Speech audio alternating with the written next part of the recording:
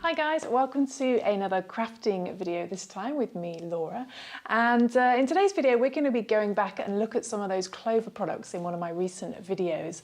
I was gifted a lot of Clover products, and if you don't know Clover products, they make some of the best, in my opinion, some of the best craft tools in the crafting community. Japanese company, but they're also based in America and Europe as well, distributors here, so you can get the products all over the world.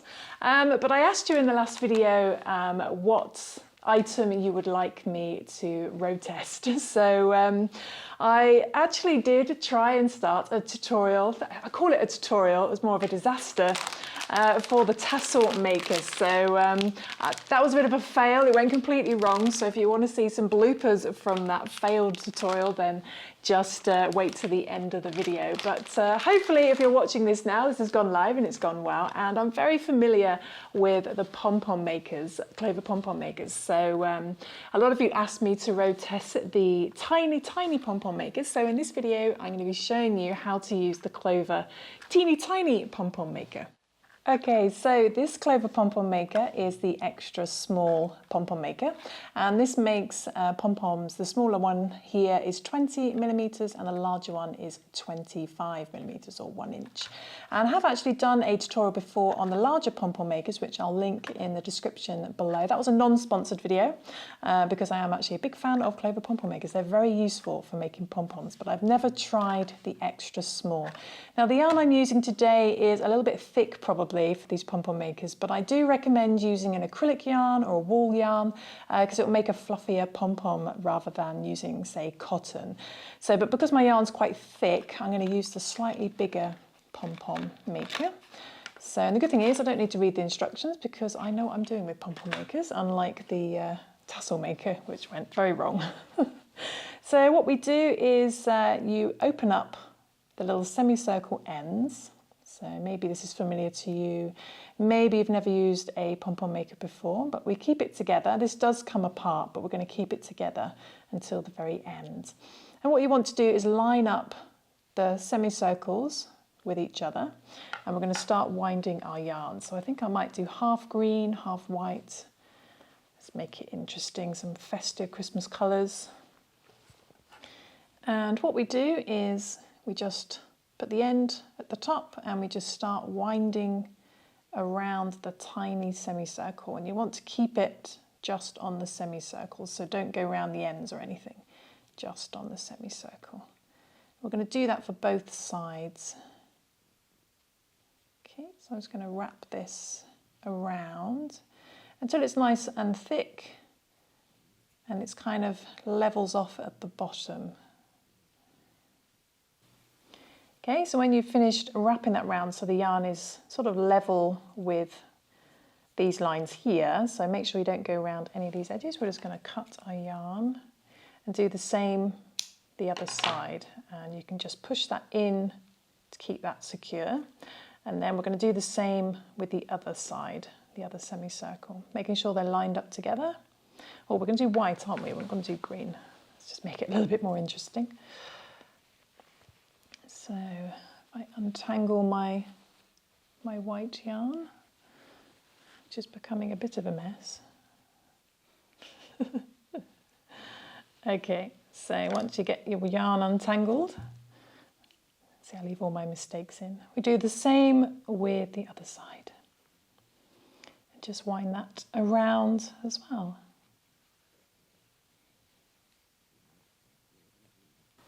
Okay, so when you've finished with the other side, I think that's about all I can fit. I'm going to cut our yarn. All I can fit on there, we're going to put that in as well. Okay, so we've got one green side and one white side, and this is such a small pom-pom maker. So the next thing to do is we are going to cut along this edge here. So we're going to put our scissors in here, although they don't give you much room to work with.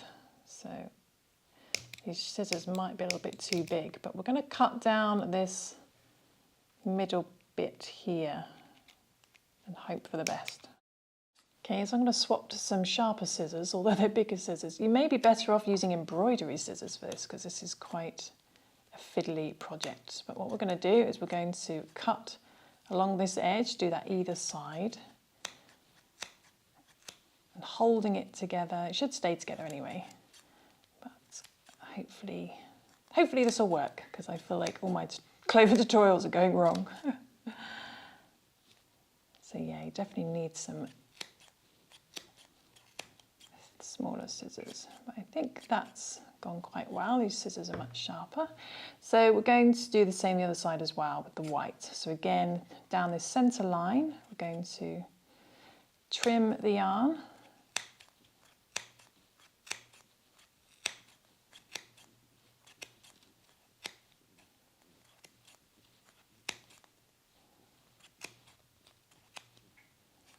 Okay, and once you've done that, we're going to get a short piece of length of yarn and cut that.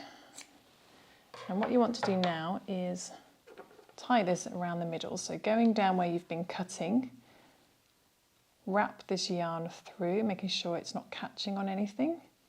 And then we're going to tie a knot nice and tight. Now a little trick to make sure it doesn't come undone. When you do your first knot, do a normal knot, which for me is usually the left side is underneath. And then pull that nice and tight. Okay, so acrylic yarn again is good for this because it hopefully won't snap. And then this time the left side put on the top of your yarn. And that will stop any knots coming undone. It's also a good trick for children's shoelaces. And then we're going to do the same the other side. We're going to twist it upside down, bring the yarn this side, careful not to catch it on anything, and do the same again. So left yarn underneath, nice and tight, and then left yarn over the top this time, so you're alternating your knot. That will help keep your knots from coming undone. Okay, so there we go. That will hopefully stay in place. So all you want to do now is lift up the levers, the little semicircles, either side, and it should come apart. So just gently pull it apart. We finish with the pom-pom maker and we have a little pom-pom. So all that's left to do now, so a few pieces have come out, is just trim this down. Any excess pieces that are too long. You can use these to hang it if you want to, or you can trim those down as well. So any weird long pieces.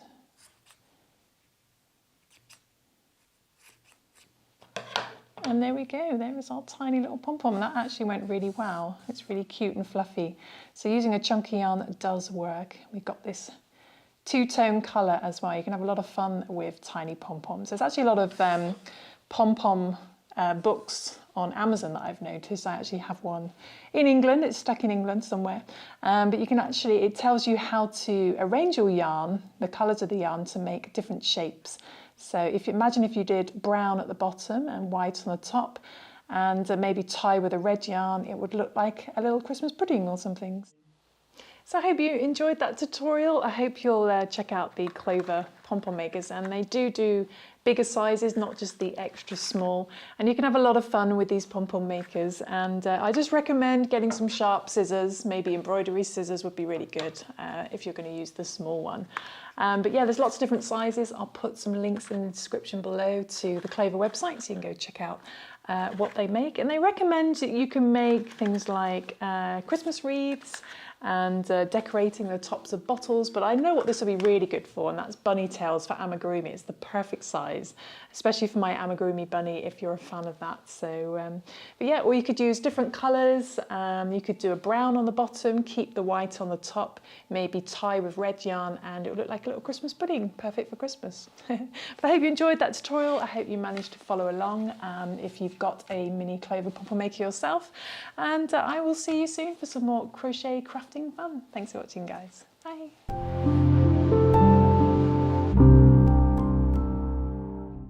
Shooting! Hello! Konnichiwa! Tassel maker. Tassel makers. Tassel makers. I don't know how they do this. How they hide it. Tassel maker. And it's all coming apart, so that's a disaster. Clover tassel maker. the knot just comes out. So how are you supposed to hide that? Tassel maker, tassel maker, tassel maker. Okay, well, I think I'm probably going to give up on making these tassels. It's absolutely, it just gets worse.